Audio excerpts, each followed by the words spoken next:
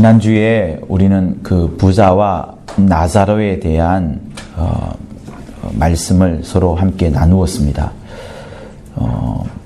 여러 가지 해석을 할 수 있었지만 저는 그때 강조점을 무엇에 두었냐면 이 부자가 그 엄부의 불꽃 가운데 들어가게 된 이유는 이유를 한번 보자 그거였죠. 부자가 호화로이 연락을 하고 파티 열고 그리고 또 자기만의 어떤 이익을 자기만의 어떤 즐거움과 쾌락을 위해서 살아왔습니다. 그러나 부자가 그 엄부 가운데 들어간 거, 아브라함의 품에 들어가지 못한 그 이유는 자기 나름대로 쾌락의 삶을 살고 또 어떤 자기만의 즐거움 속에 살았기 때문에 그런 것이 아니고 그 부자 옆에 누가 있는 겁니다. 부자 옆에 나사로라는 사람이 같이 있어요. 나사로가 없었다면 큰 문제가 되지 않았을 겁니다. 나사로가 옆에 있었고, 나사로가 옆에 있었고, 제 목소리가 큰가 봐요.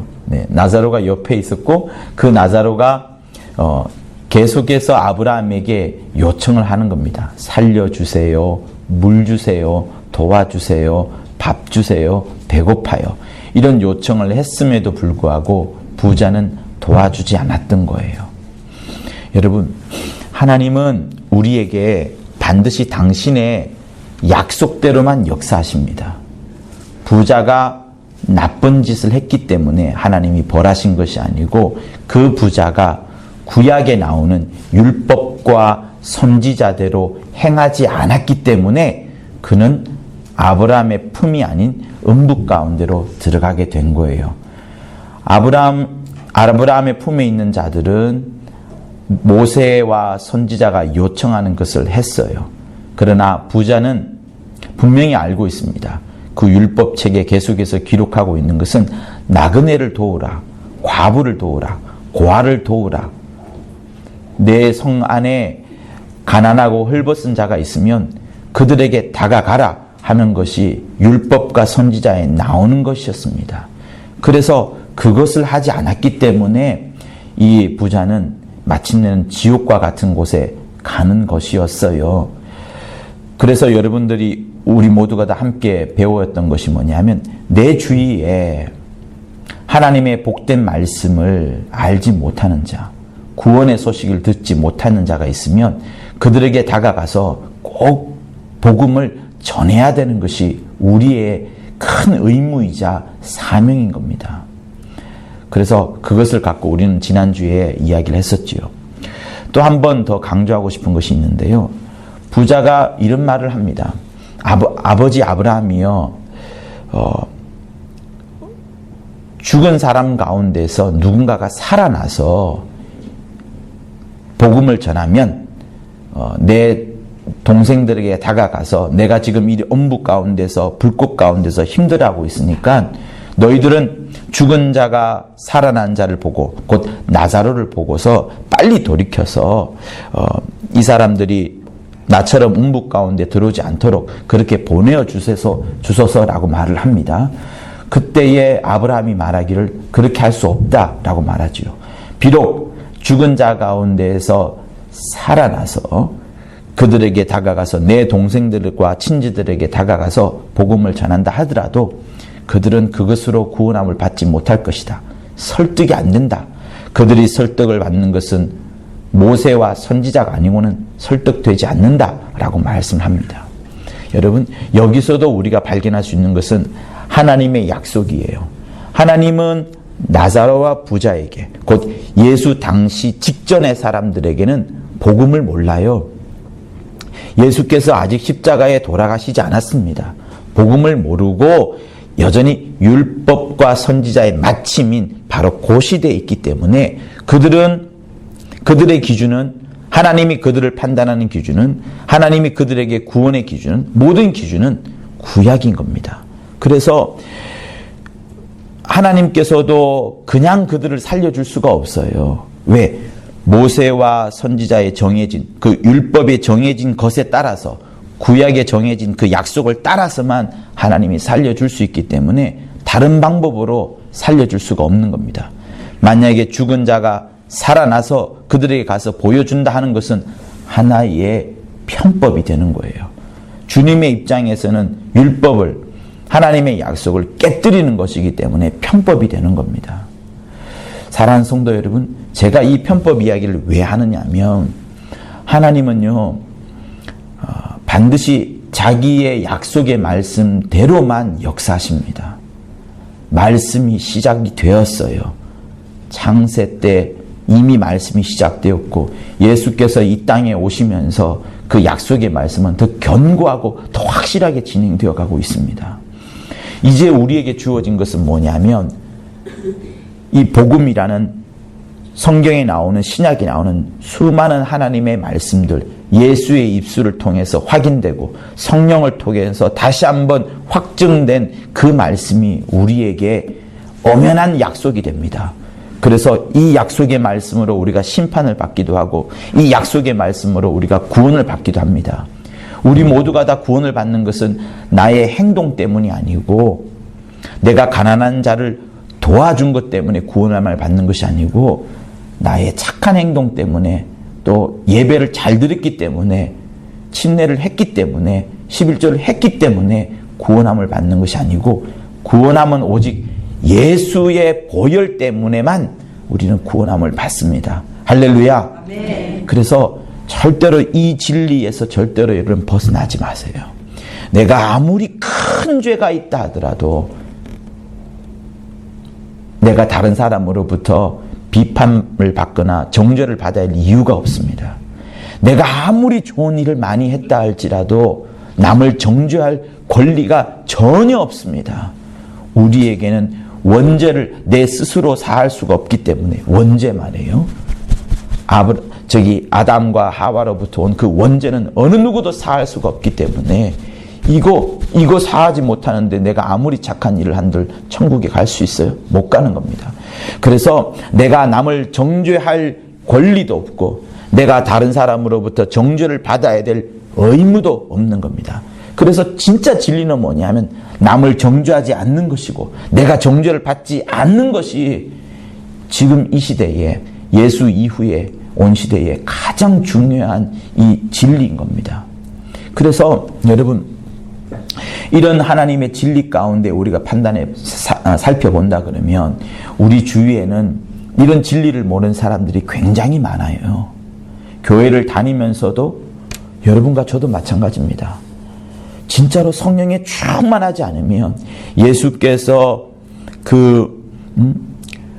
가늠한 여인이 앞에 왔을 때에 결코 정죄하지 않으셨고 사람들이 돌로 막 쳐 죽이려 할 때도 먼저 죄 없는 자가 돌로 쳐라라고 말씀하시면서 주님도 다른 사람들에게도 정죄하지 않는 것이 얼마나 큰 진리인지를 가르쳐 주셨어요. 그렇게 가르쳐 주셨기 때문에 우리가 해야 될 바는 뭐냐면 우리 주위에 우리 스스로도 남을 정죄하지 말아야 되겠거니와 세상 사람들은요, 복된 소식을 정말 모르는 세상 사람들은 그냥 도덕적인 거, 율법적인 거, 착하게 사는 것이 신앙이라고 생각합니다. 그런데 그게 아니거든요. 우리는 이 진리를 절대로 잊지 말아야 됩니다. 남을 정죄해서도 안 되거니와 지금 저쪽에 있는 사람들 한번 보세요. 저기는 단 하루도 정죄가 없이는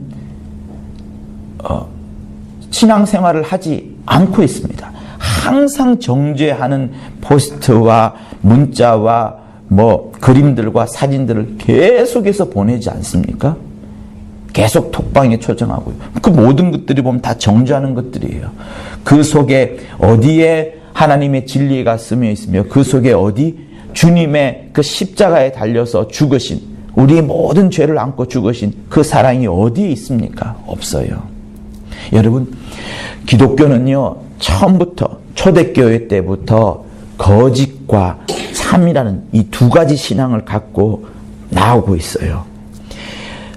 율법이 유대교 안에서 잘 감싸져 있었습니다. 그렇지만 예수께서 이 땅에 오시면서 인류의 모든 죄를 십자가에 끌고 가서 그 십자가에서 달려 돌아가시고 그리고 부활하시면서 율법의 모든 그 정죄를, 율법의 모든 판단들을 다 깨뜨렸습니다. 그러면 깨뜨렸다는 말은 무슨 말인가 하면 이제는 율법이 말하는 그 말씀들은 다 거짓이 되는 거예요. 예수께서 말씀하시는 그 말씀만이 참이 되는 겁니다. 율법이 말하는 정죄와 판단과 심판들은 다 거짓의 신앙이 되는 것이고 예수님이 말씀하시는 내 피로 말미암아 너희들이 살아나리라. 내 피가 있는 자는 반드시 구원함을 얻으리라. 그러니 나도 너희를 정죄하지 않으니 너도 남을 정죄하지 말라라는 것이 주님의 참된 진리의 말씀인 겁니다. 그러면 여러분 한번 보세요. 세상에 있는 얼마나 많은 사람들이 교회 간다라고 말을 하면 또 교회 가자라고 전도를 하면 그들은 다 지금부터 착하게 살아야 되니까 그것부터 고민합니다. 또 한편으로는 지금부터 계속해서 교회에 다녀야 되고 어떤 권위와 어떤 교리와 또 어떤 이런 뭐랄까요 좀 억압되는 이런 것으로 종교적인 것으로 그들은 생각합니다만 오히려 예수 믿는 우리들은 그러지 않지 않습니까? 예배 오는 것도 기쁜 마음으로 오는 것이고 순종하는 것도 기쁜 마음으로 순종하는 것이고 혹이나 우리가 기쁨이 없어서 억지로 하는 경우도 있어요. 그러나 대부분의 우리의 예수 믿는 삶으로서의 신앙의 삶들을 보면 다 기쁨 가운데 예배드리고 기쁨 가운데 헌신하고 기쁨 가운데 기도를 합니다.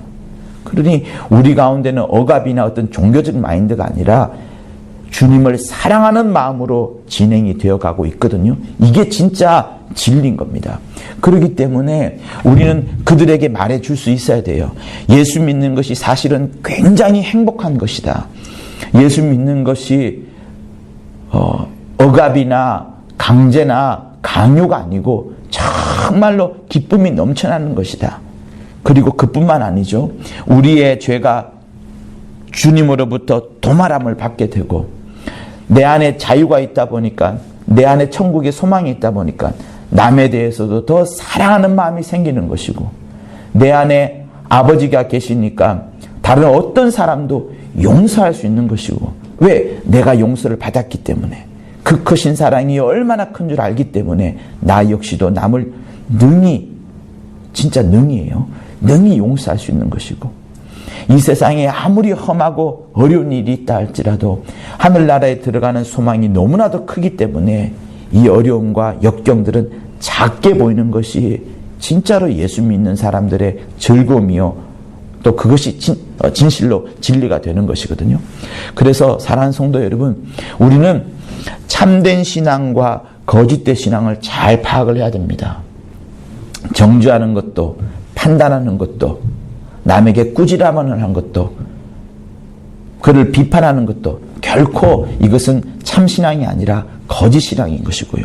예수 안에 있는 참된 신앙은 늘 주님께서 보여주셨던 그 길을 사랑하고 용서하고 인내하고 대신 기도하여 주고 참아주고 그리고 하나님께 함께 손을 잡고 기도하여 주고 그러면서 다시 한번 하늘의 소망을 갖고 우리 이 어려운 길을 이겨내자 하는 이것이 참된 신앙인 겁니다. 여러분 종교개혁 때에도 루터가 그 가톨릭이라는 그 종교의 틀에서 벗어나려고 굉장히 노력을 했습니다. 그래서 종교개혁이 일어났었죠. 그때 일어났던 내용들은 사실 루터는 개혁이란 단어를 쓰지 않았어요. 개혁이란 단어를 쓰지 않았고 어떤 단어를 썼냐면 저항이란 단어를 썼어요. 그래서 원래 개신교라고 말하면 프로테스탄트라 그래서 프로테스트란 뜻이 죄송합니다만 저항이란 뜻이에요. 무엇에 저항하느냐? 거짓된 신앙에서 저항하겠다. 종교의 그 위선에서 저항하겠다. 내 마음이 악한 길로 가는 그곳에서 저항하겠다. 남을 비판하고 정죄하는 것에서 나는 하지 아니하고 오직 주의 길로 가겠다 하는 것이 원래 개신교의 참된 정의였어요. 그런데 이상하게 흘러가다 보니 그 프로테스트가 리폼이라는, 다시 바꾸는 혹은 개혁이라는 용어로 바뀌어졌어요. 사실은 기독교라는 것이 어떤 새로운 형태를 만드는 것이 아닙니다. 기독교의 원래 모습은, 원래 추구했던 것은 새로운 어떤 형태를 만들고자 하는 것이 아니라 과거의 거짓된 신앙에서 진리의 신앙으로 돌아가자. 진리의 신앙을 위해서 거짓된 신앙에 저항하자는 것이 우리의 모습이었어요. 여러분, 세상 사람들은 욕심이라는 그 세계와 경쟁이라는 세계로 잔뜩 차 있습니다. 그리고요, 우리들도요, 예수 믿는 우리들도 자칫 잘못하면 세상이 그 흘러가는 흐름대로 빠지기 쉬워요. 우리는 지금 세상 한가운데 살고 있습니다. 아직 죽지 않았어요. 마치 이거와 똑같습니다. 흐르는 강물 속에서, 크게 흐르는 한강 속에서 물고기가 흐르는 강물을 역류해서 올라가는 것처럼 똑같은 모습이 우리의 모습이에요. 우리는 가만히 있으면 그 강물이 흘러가는 대로 바다로 흘러가 버릴 겁니다. 그런데 우리는 저항을 하는 거예요. 거센 물살, 세상이라는 그 물살, 거짓이라는 물살에 저항을 해서 그 물을 거스르고 올라가는 것이 우리인 것이지, 세상과 함께 연하여 살고 세상에 있는 것이 즐겁고 하는 것이 우리의 신앙이 아닙니다. 세상은요, 두 가지로 간뜩 차 있어요. 자기를 사랑하는 그거, 자기를 사랑하다 보니 마음속에 욕심과 욕망이 엄청납니다. 거짓 신앙도 무엇을 말하는가 하면 욕심과 욕망으로 가득 차 있어요. 여러분, 광화문에 가보면 이제 세월호 그것이 이제 철수한다라고 하죠. 4년 6개월이 걸렸다고 합니다. 세월호 사건이 났을 때 대부분의 사람들이 놀랐어요. 세월호의 세월은 그냥 이런 시대를 말한 것이 아니고 세월을 초월한다는 의미의 세월이었어요. 세상을 초월한다. 세월을 초월한다는 의미로서의 세월로 지었어요. 이 이름을 지은 쪽이 이제 구원파죠. 이름은 잘 지었어요. 세상을 초월하는 그 이름으로 지었으니까. 그런데 사실은 세상을 초월하지 않았어요. 그 이름대로 그 배를 운영하지 않았습니다. 지금에서야 다 밝혀졌지만 대부분의 그 세월호와 관계된 사람들, 범죄를 지은 사람들이 대부분 구원파와 관계된 사람들로 이제 판단이 났죠. 그런데 여러분, 그 사건을 보면서 우리가 제일 많이 느낀 것이 뭡니까? 그냥 단순하게 구원파가 그 배를 운영을 했고 거기서 돈을 벌었다. 그래서 아이들이 수학여행을 가다가 죽었다. 이걸 말하는 것이 아닙니다. 그들은요, 뭘 했냐 그러면 여러분도 잘 알다시피 배가 균형을 이루려면 그 균형추라는 게 있어요. 평행수라는 게 있습니다. 그래서 이쪽으로 가면 물이 이쪽으로 쏠려가지고 자연스레 평형을 맞춰주는 큰 배는 그게 중요하거든요. 비바람이 쳐도 폭풍이 불어도 얘가 흔들리지 않을 정도로 평행을 잘 맞춰주는데, 이 평행수를 빼고 짐을 더 갖다 실으면 돈을 더 많이 버니까 평행수를 빼다 보니 배가 기울어서 출발하게 됐고 계속 기울어져 가다가 턴하다가 아니면 뭐 조금 어떤 파도가 불거나 하면서 이게 그냥 확 기울어서 아예 잠겨져 버린 거예요. 워낙 무겁다 보니 가라앉는 속도도 다른 배들보다 빨리 가라앉았고 손을 쓸 수가 없게 된 그겁니다. 그러면 여기서 우리가 뭘 볼 수 있어요? 세월호가 세상을 초월하려고 그 이름을 지었는데 사실은 세상과 겸하여 사는 겁니다. 어떻게? 욕심이 있는 거예요. 평행수를 빼고 짐을 더 많이 실으면 돈을 더 많이 벌게 되니 그 돈 때문에, 그 사람의 욕망 때문에, 세상의 욕심 때문에 결국에는 수많은 사람들의 목숨이 희생을 당하게 된 겁니다. 여러분, 여기에 거짓 신앙이 들어가 있는 거예요.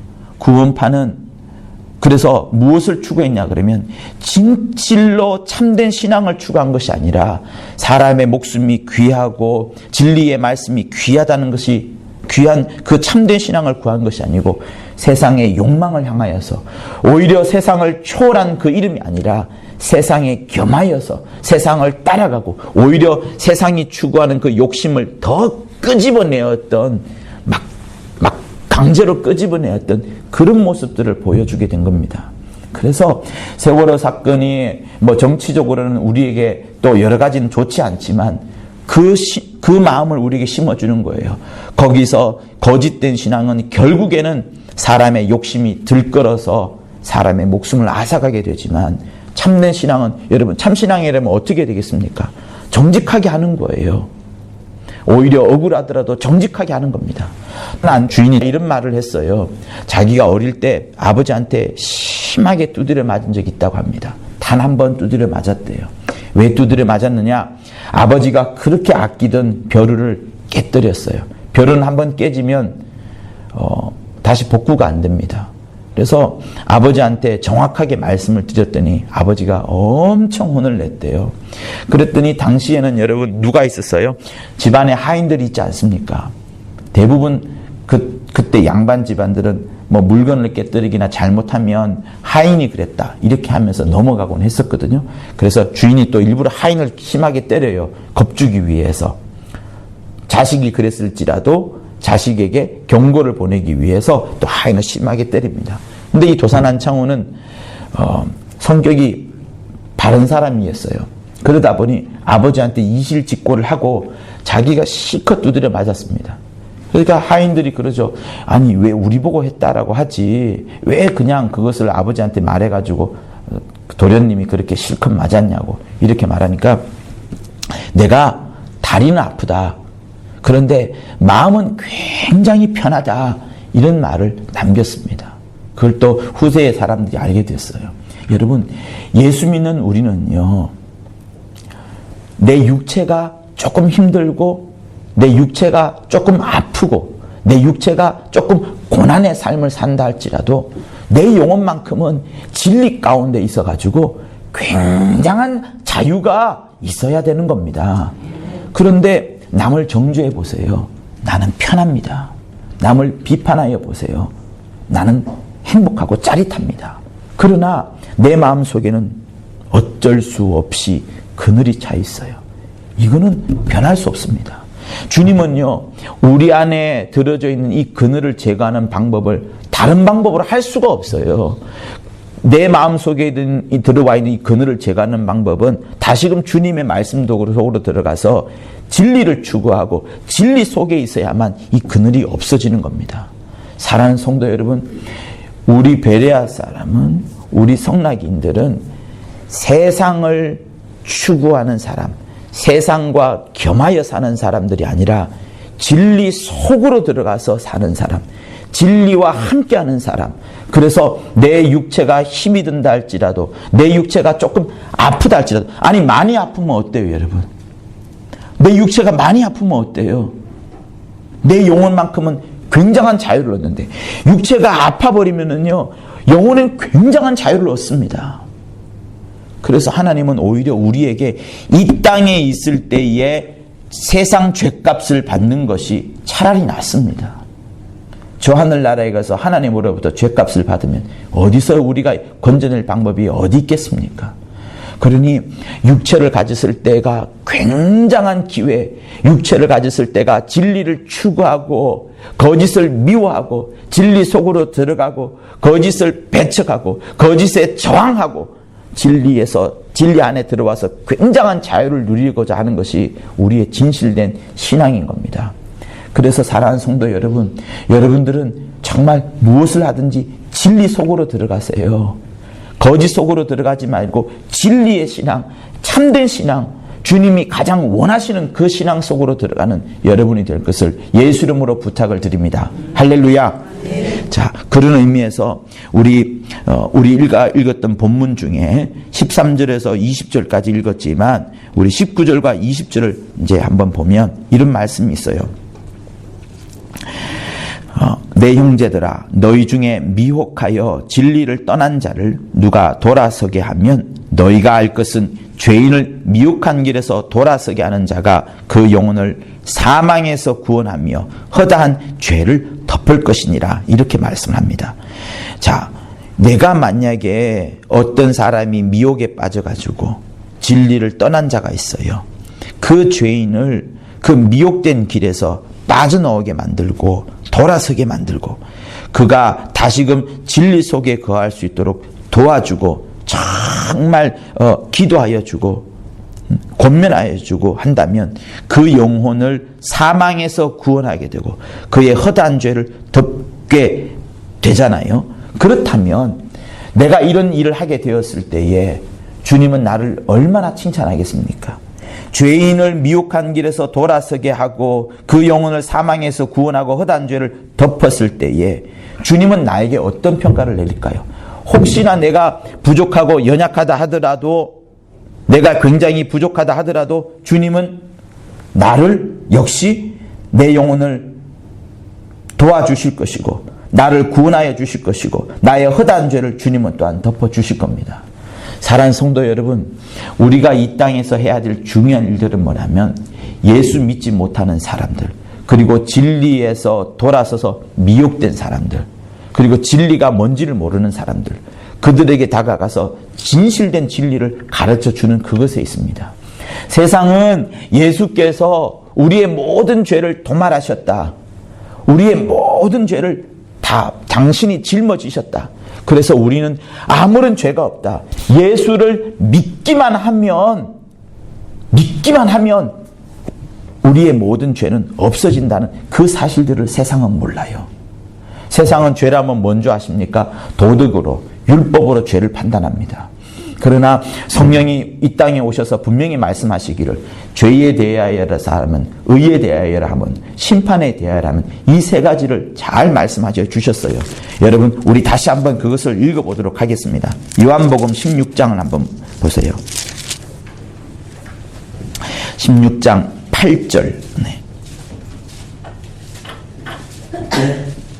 예수를 믿지 아니하는 것이 얼마나 정확한 죄인지, 또 의에 대하여서는 예수가 없는 것이, 예수가 있는 것이 의에 대한 것이라는 것을, 그리고 심판은 나를 심판하는 것이 아니라 다른 대상을 심판한다는 것을 우리가 알았으면 하는 겁니다. 8절에서 10절까지 11절까지 힘차게 읽도록 하겠습니다. 시작. 그가 와서 죄에 대하여, 의에 대하여, 심판에 대하여 세상을 책망하시리라. 죄에 대하여라 하면 저희가 나를 믿지 아니하며, 의에 대하여라 하면 내가 아버지께로 가니 너희가 다시 나를 보지 못하며, 심판에 대하여라 하면 이 세상 임금이 심판을 받았습니다. 네. 세상은 생각하기를 죄라고 하면 내가 지은 죄, 내가 나쁜 거 한 것을 죄라고 여깁니다만 주님은 그렇게 말씀하지 않아요.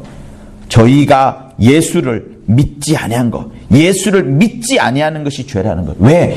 여러분, 정말로 그렇게 믿으셔야 됩니다. 예수께서 우리의 미래의 죄, 과거의 죄, 현재의 죄 모두 다 안으셨어요. 모두 다 우리에게 죄를 사해 주셨어요. 원죄는 그가 목숨을 십자가에서 먼저 던지심으로 죽으셨고, 그 이후에 자범죄와 모든 죄들은 예수께서 당신의 권세로 사하여 주셨어요. 그러니 죄가 없습니다. 우리가 예수를 믿기만 하면 세상 사람들의 죄짐도 그렇게 주님이 져 주셨습니다. 그런데 그들이 주님을 믿지 않는 이상은 도무지 죄를 해결할 방법이 없는 거예요. 이게 진리인 겁니다. 세상은 착하게 살아야 된다. 교회 다니는 사람들이 여전히 악한 짓을 한다라고 비판을 합니다. 그거 맞아요. 우리가 그러지 말아야 됩니다. 그래서 제가 지금까지 좀 앞부분에 말씀을 드렸던 것처럼 세월호 사건을 제가 잠시 말씀드렸잖아요. 그들은 돈을 벌기 위하여서, 이익을 추구하기 위하여서 사람의 욕심 때문에 사람의 목숨을 희생시켰습니다. 진리를 모르고 거짓된 신앙을 그들이 했던 거예요. 우리 역시도 마찬가지입니다. 예수를 믿고서 죄를 짓지 않는 행동들을 해야 되지요. 예수를 믿으면서도 죄를 계속 짓는다면 그것 역시 짐짓죄 아니겠습니까? 그러니 우리는 예수를 진실로 믿는다 그러면 내 모든 과거를 완전히 침례받으면서 장사를 지내고, 과거와는 신분 자체가 아예 다르게 180도로 확 다르게 삶을 살아가야 되는 거예요.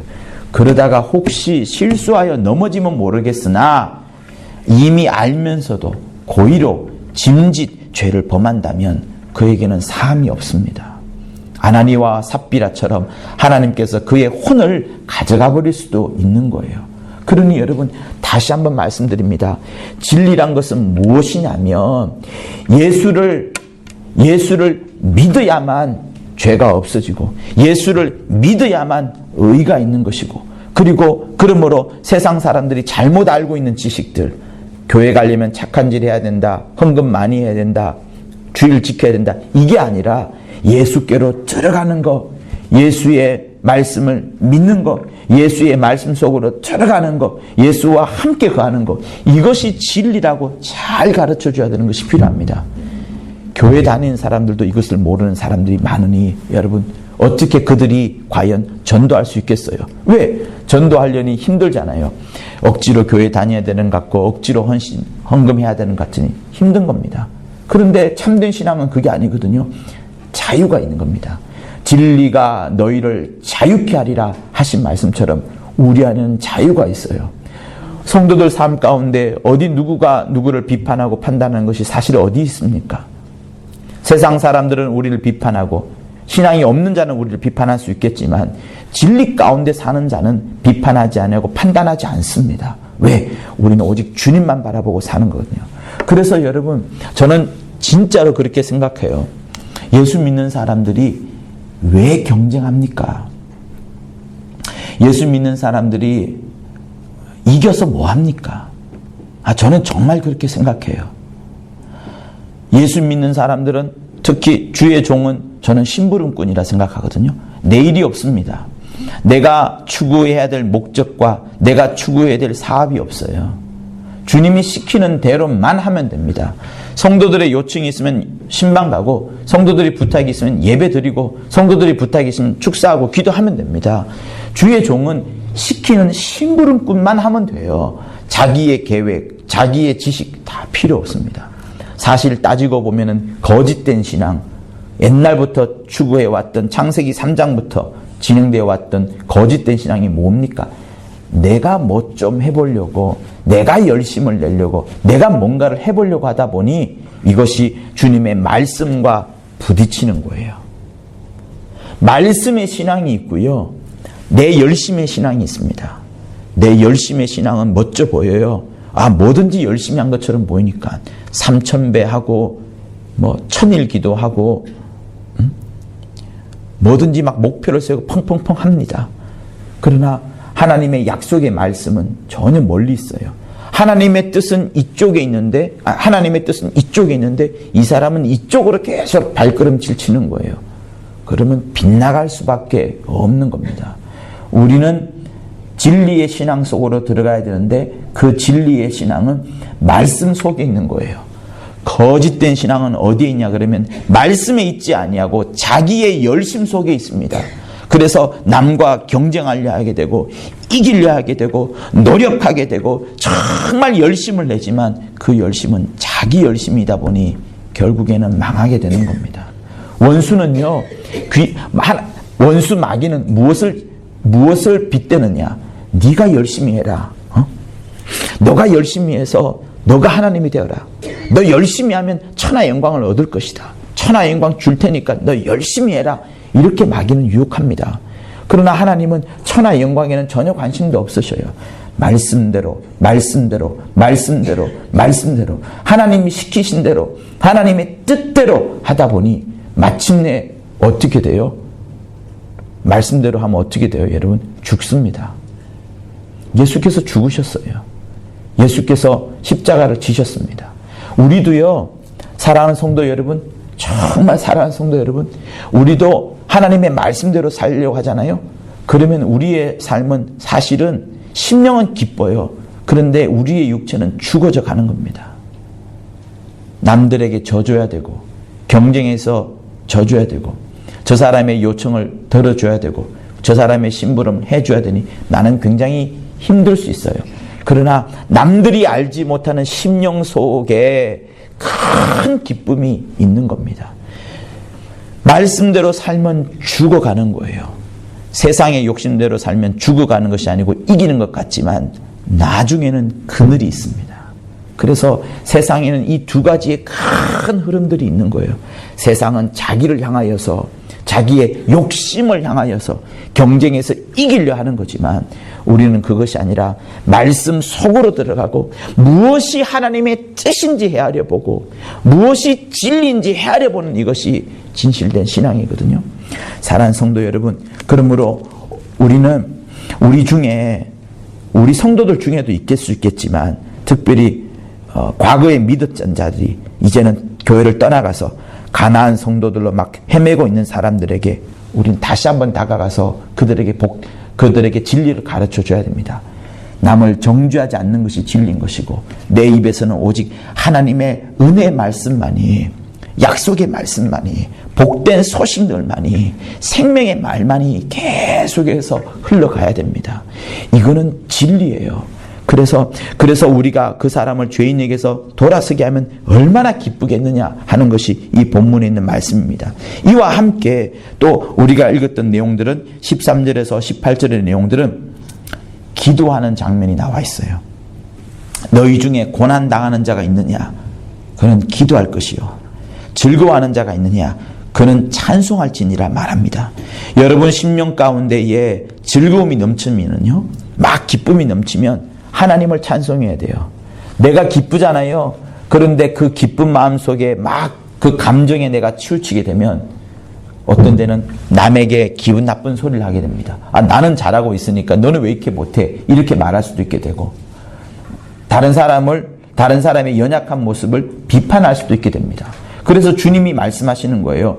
즐거워하는 자가 있느냐? 너는 너를 즐거워할 것이 아니라 하나님을 향하여서 찬송하라, 이렇게 말씀을 합니다. 혹시 고난당하는 사람이 있으면 기도할 것이라. 왜? 기도 가운데 하나님의 응답을 얻을 수 있거든요. 기도 가운데 하나님의 큰 역사를 볼 수 있습니다. 우리가 읽지 않았지만 7절에서 12절까지는 역시 인내하면서 하나님의 때를 기다리면서 오래 참으면서 기도의 응답을 받았던 자들에 대한 이야기가 나옵니다. 욥에 대한 이야기 등등이 나오죠. 그러니 여러분, 우리에게 있어서 기도는 굉장히 중요합니다. 또 한편 찬양도 중요해요. 왜? 내 마음이 들떠 있을 때에는 하나님을 찬양하는 것이 필요하고 내 마음이 고난 가운데 있을 때는, 어려움 가운데 있을 때는 정말 자연스레 나는 없어졌잖아요. 고난 가운데 있으니까 하나님 속으로 들어가서 기대하고 하나님 속으로 들어가서 하나님께서 베풀어 주실 그 응답의 때를 기대하면서 기도하는 것들이 좀 필요합니다. 사랑하는 성도 여러분, 우리에게는 두 가지가 필요합니다. 내 입술을 다하여서 내 이웃들에게, 복음을 알지 못하는 자들에게, 거짓 속에 살고 있는 사람들에게 진리의 말씀을 잘 전하는 그런 전도자가 되어야 될 것이고, 또 나 혼자 있을 때에는 하나님을 향하여서 눈물을 흘리면서 기도하고 또 심령이 기쁠 때에는 감사하는 마음으로 찬양하고 하는 이것이 필요합니다. 그래서 찬양과 기도와 전도는 우리 삶에 있어서 진리의 길을 걸어가는 데 있어서 반드시 필요한 것입니다. 할렐루야. 그래서요, 우리 신앙이 지금 바르지 않다 그러면, 아니면 뭔가가 부응이 되지 않고 있다 그러면, 뭔가가 이상하다 그러면 이 세 가지가 빠져 있는 거예요. 찬양이 빠져 있던, 기도가 빠져 있던, 진리의 말씀을 전하는 것이 빠져 있던 이 셋 중에 한 가지가 빠져 있습니다. 그래서 다시 한번 우리는 진리의 삶 속으로, 진리의 참된 신앙 속으로, 거짓 신앙이 아니라 하나님께서 함께 하시는 진리의 신앙 속으로 들어가는 우리 귀한 우리 금천 성도들 될 것을 예수 이름으로 부탁을 드립니다. 할렐루야. 우리 예수 한번 하며